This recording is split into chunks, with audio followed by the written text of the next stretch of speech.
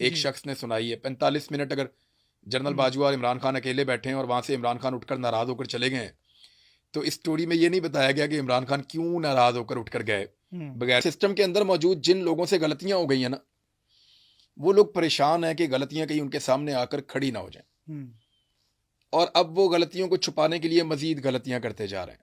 اگلا سوال یہ ہے کہ زمین تنگ کرنے والے کون لوگ تھے کہ اس کو پاکستان چھوڑنا پڑا؟ پھر وہ کون سی طاقتیں تھیں جنہوں نے ارشد شریف کو ڈپورٹ کروانے کا ایک دبئی خطرہ ان کے اوپر مسلط کیا دبئی میں؟ ہم انتظار کر رہے ہیں. حالات ہر وقت ایک جیسے نہیں رہتے. آج جو لوگ بہت طاقت میں ہیں، کل یہ طاقت ان کے پاس نہیں ہوگی، لیکن اللہ کی طاقت ہمیشہ اللہ کے پاس رہتی. السلام علیکم، میں ہوں رضی طاہر. جنرل باجوہ صاحب ایک مرتبہ پھر بذریعہ جاوید چودھری بولے ہیں اور انہوں نے کہا ہے کہ عمران خان پاکستان کے لیے خطرناک تھے، اس لیے بتانا یہ چاہ رہے تھے کہ اس لیے نکالنا پڑا. عمران ریاض خان صاحب، اس پر جنرل باجوہ صاحب کا نام لینے پر تو آپ کئی دفعہ جیل جا چکے ہیں، تو یہ جنرل باجوہ صاحب کیا کہہ رہے ہیں؟ اچھا، جنرل باجوہ صاحب نے یہ فرمایا تھا کہ میں گمنامی کی زندگی میں جا رہا ہوں، اور گمنامی کی زندگی ایسے تو نہیں ہوتی یار، تھوڑے دن بعد کہیں انٹرویو آ جاتا ہے. یہ ملاقات تو ہوئی تھی جنرل باجوہ صاحب کی، اور 2 ملاقاتیں رپورٹ ہوئی تھیں عمران خان صاحب سے، اور یہ سورسز بھی جو ہیں وہ انہی لوگوں نے خبر دی تھی جو لوگ پاکستان کی اسٹیبلشمنٹ کے زیادہ قریب ہیں. عمران خان صاحب نے اس کو ڈینائی نہیں کیا تھا، اور ابھی تک عمران خان صاحب نے ان ملاقاتوں کے کانٹینٹ کے بارے میں ایک لفظ بھی نہیں بولا. جی اب آغاز کیا ہے جنرل باجوہ صاحب نے ایک مرتبہ پھر، آ بیل مجھے مار. تو دیکھتے ہیں کہ بیل کیا کرتی ہے، کیونکہ عمران خان صاحب کے کورٹ میں بال ہے، ٹھیک وہ ہے. اس کا جواب دیں گے. وہ بتائیں گے کہ جنرل باجوہ نے جو باتیں کی ہیں ان میں سچ کتنی ہیں اور حقائق سے منافی کتنی ہیں. یہ تو ایک سائیڈ کی سٹوری ہے نا، ایک جی شخص نے سنائی ہے 45 منٹ اگر جنرل باجوہ اور عمران خان اکیلے بیٹھے ہیں اور وہاں سے عمران خان اٹھ کر ناراض ہو کر چلے گئے ہیں، تو اس سٹوری میں یہ نہیں بتایا گیا کہ عمران خان کیوں ناراض ہو کر اٹھ کر گئے بغیر کھانا کھائے. اور اس میں بہت سارے اور سوالات کے جواب بھی نہیں ہیں. ان سوالات کے جواب اب عمران خان صاحب دیں گے، تو پھر وہ گمنامی والی بات تو نہیں رہے گی. اسی لیے یہاں پاکستان میں ایک مروجہ طریقہ کار ہے کہ 2 سال تک وہ بندہ بات نہیں کرتا جو ایک اس طرح کے عہدے کے اوپر موجود رہا ہو. اور میرے خیال میں جنرل باجوہ صاحب کو اپنے ادارے کی، جس ادارے سے ان کا پہلے تعلق تھا، اس کی عزت کو ملحوظ خاطر رکھتے ہوئے ایک سیاسی لیڈر کو بدنام کرنے کی کوشش نہیں کرنی چاہیے. جب وہ سیاسی لیڈر کو بدنام کرنے کی کوشش کریں گے تو اس سیاسی لیڈر کی جو پارٹی کے لوگ ہیں وہ پھر جنرل باجوہ کو جواب دیں گے. جب وہ اس پارٹی کے لوگ جواب دیں گے تو اس میں پھر جنرل باجوہ یہ نہیں کہہ سکتے کہ میرے ادارے کی توہین ہو رہی ہے. ہوتا یہ ہے کہ وہ تو جنرل باجوہ کو جواب دیں گے، اور جنرل باجوہ اب ریٹائر ہو چکے ہیں، اب وہ فوجی جنرل تو نہیں ہے، اب ایک عام آدمی، ایک سویلین ہے وہ. تو ویلکم ٹو دا کلب، آپ ہمارے کلب کا اب حصہ ہیں.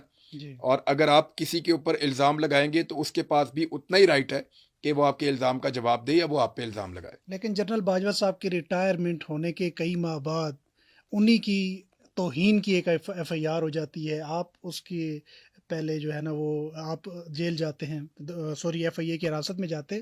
تو مطلب جو خان صاحب بھی کہہ رہے ہیں کہ باجوہ رجیم جاری ہے، ابھی تک وہ بات چل رہی ہے.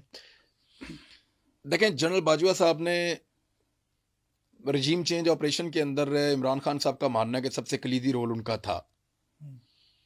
اب یہ تو نہیں ہو سکتا کہ ایک اکیلا آدمی سارا کچھ کر رہا ہے، وہ بھاگ کے جاتا ہے، وہ کام کرتا ہے، پھر بھاگ کے جاتا ہے اس دفتر میں، وہ کام کرتا ہے، پھر بھاگ کے جاتا ہے اس دفتر میں، وہ کام کرتا ہے. وہ اپنے سسٹم سے ہی کام لیتا ہے نا. ایسے ہی تو مجھے ایسا لگتا ہے کہ سسٹم کے اندر موجود جن لوگوں سے غلطیاں ہو گئی ہیں نا، وہ لوگ پریشان ہیں کہ غلطیاں کہیں ان کے سامنے آ کر کھڑی نہ ہو جائیں، اور اب وہ غلطیوں کو چھپانے کے لیے مزید غلطیاں کرتے جا رہے ہیں. سب اپنے اپنے بارے میں سوچتے ہیں، پاکستان کے بارے میں کوئی نہیں سوچتا. چیف جسٹس آف پاکستان نے بڑی اچھی بات کی ہے کہ عوام کے پاس ہے حل فیصلے کا.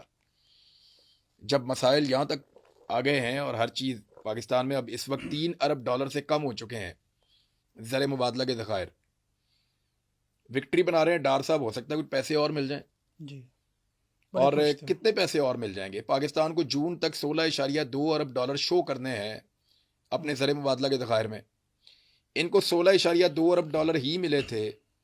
اور جنرل باجوہ نے جس قسم کے الزامات لگائے ہیں کہ عمران خان کے دور میں نے ان کو سمجھایا کہ معیشت میں یہ ہو جائے گا، وہ ہو جائے گا، وہ ہو جائے گا، وہ سارا کچھ عمران خان کے دور میں نہیں ہوا، وہ سارا کچھ اس دور میں ہو گیا. صحیح جو رجیم چینج آپریشن کے بعد سائفر حکومت بنی ہے وہ بالکل سارا کچھ اس دور میں ہو گیا. تو سوچنا پڑے گا کہ عمران خان پاکستان کے لیے خطرناک تھے یا یہ لوگ جو ابھی ہیں یہ پاکستان کے لیے خطرناک تھے. دوسرا انہوں نے کہا کہ عمران خان رہتا تو پاکستان نہ رہتا، یہ جنرل باجوہ نے کہا. جی تو یہاں پہ ایک بہت بڑا سوال پیدا ہوتا ہے کہ بطور آرمی چیف وہ اس وقت اس ملک میں موجود تھے. جب ان کو یہ پتا چلا کہ یا تو عمران خان رہے گا یا پاکستان رہے گا، وہ اس نتیجے پر پہنچے، تو پھر کیا انہوں نے عمران خان کو نکالا؟ اگر انہوں نے عمران خان کو نکالا پاکستان کو بچانے کے لیے تو انہوں نے سیاسی مداخلت کی، نہیں وہ تو اور کہہ رہے اگر تھے انہوں نے کہ عمران خان کو نہیں نکالا اور وہ خود نکل گئے تو بطور جنرل انہوں نے پاکستان کو تباہ ہونے دیا. نہیں وہ تو کہہ رہے تھے آپ کے پاس ابھی ایک وکٹ گری ہے، ابھی آپ کے پاس گریس ہے اور چانس ہے. اب یہ مشورے دیکھیں، مشورے دے انہوں نے رہے تھے. کہا کہ میں نے سیاست میں رول نہیں ادا کیا. ہوں، جنرل باجوہ نے کلیم کیا کہ وہ سیاست سے انہوں نے اپنے آپ کو باہر رکھا. ہوں، تو وہ پھر کس کیپیسٹی میں عمران خان صاحب کو میسیجز کر کے ان کو سیاسی مشورے دے رہے تھے؟ جی اگر وہ سیاست کا حصہ نہیں تھے تو وہ عمران خان صاحب کو اگست ستمبر میں ملاقاتیں کیوں کرتے رہے ہیں؟ ہوں. اگر تو وہ سیاست کا حصہ تھے تبھی تو وہ مل رہے تھے اور سیاسی مشورے کر رہے تھے. یہ ملاقاتیں عمران خان صاحب کی خواہش پہ ہوئی ہیں کہ جنرل باجوہ صاحب؟ یہ آپ ان دنوں کو نکالیں، میں آپ کو خود کچھ نہیں کہوں گا. جی جن دنوں میں یہ ملاقاتیں رپورٹ ہوئی ہیں نا، ان دنوں کی خبریں نکالیں اور عمران خان صاحب کے اناؤنسمنٹس آپ دیکھیں ان ملاقاتوں سے پہلے کے اور بعد کے، ہوں، تو آپ کو پتہ چل جائے گا. اور جو قانونی کارروائیاں ہو رہی تھیں ان ملاقاتوں کے دوران، کس کی کب گرفتاری ہو رہی تھی، ایئر وے کو کس لیول پہ بند کیا گیا تھا، وہ کون سی تاریخ تھی، ارشد شریف کو کب ملک چھوڑنا پڑا تھا، ہوں، شہباز گل کی گرفتاری کے کیا معاملات چل رہے تھے. جی اگر آپ ان ساری چیزوں کو ملا کر جلا کر ان تاریخوں کے ساتھ دیکھیں گے تو آپ کو آئیڈیا ہو جائے گا کہ ملاقات کس کی درخواست پہ ہوئی ہے. اچھا ملاقات ہو جاتی ہے، اس کے بعد اب ہم حال میں آتے ہیں. صورتحال یہ ہے کہ اعظم سواتی صاحب گزشتہ روز بھی بڑا سخت بولے ہیں اور کچھ انہوں نے وہ باتیں کی ہیں کہ میں بزرگ ہوں، 76 سال کی ایج ہے، سر پہ مارا گیا ہے میرے اور میری چیخیں آسمان تک جاتی تھیں. یہ پاکستانی قوم کو، ہم آئندہ آنے والی نسل کو کیا میسج دے رہے ہیں، کیا پیغام دے رہے ہیں؟ پیغام دے رہے ہیں کہ ظلم کے خلاف ڈٹ جاؤ. پیغام دے رہے ہیں کہ ملک تمہارا ہے، کسی کے باپ کی جاگیر نہیں ہے. پیغام دے رہے ہیں کہ پاکستان کے فیصلے بند کمروں میں نہیں ہوں گے.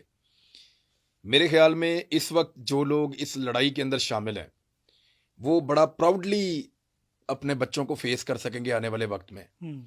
اور جو لوگ اس وقت فسطائیت، ظلم اور جبر پہ اترے ہوئے ہیں، سوچنے والی بات ان کے لیے ہے کہ وہ آئینے میں اپنے آپ کو کیسے دیکھتے ہوں گے.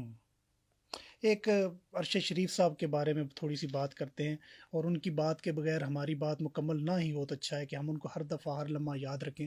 ارشد شریف صاحب کے بارے میں نیروبی کے جو سابق گورنر ہیں وہ لکھتے ہیں، وہ کہتے ہیں مائک سونکو، ان کو کہتے ہیں کہ سیاستدان پاکستان کے کچھ اعلیٰ سرکاری، کچھ ملٹری عہدیدان، یہ ایک سینڈیکیٹ تھا جو منی لانڈرنگ میں ملوث تھا.